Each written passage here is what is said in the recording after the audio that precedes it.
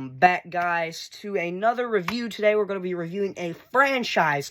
Since the John Wick Chapter 4 is coming out March 24th, 2023.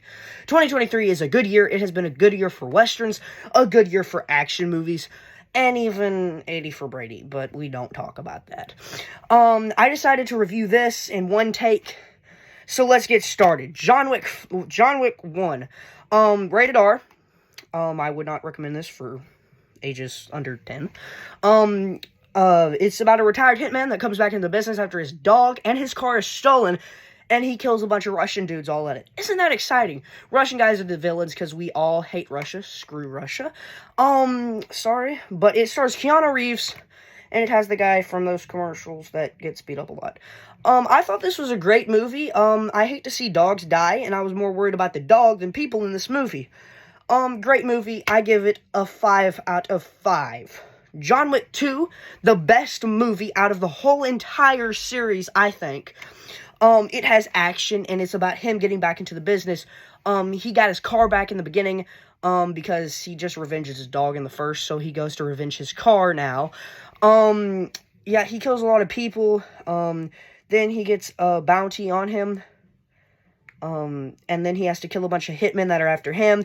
That's the best part. He kills 2 people with, pencils, 2 Chinese men, and that was really cool. He fought a sumo dude, shot him in the head 2 times just to kill him.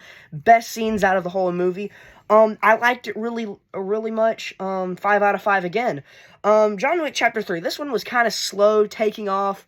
Really didn't like it. The ending was kind of just unrealistic since he falls off a 3-story building and still lives, barely. It has Lawrence Fishburne, which was, shown in Chapter 2. He didn't really have much of a part in 2 or 3, but they're gonna make it look like he's gonna take dominance in Chapter 4.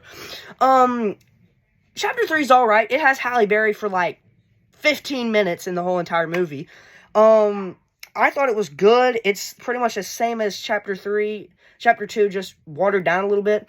But yeah, going back to Chapter 2, I like the way they kind of referenced, Enter the Dragon, Bruce Lee movie in Chapter 2. I love that little reference, him going in glass and seeing who it was.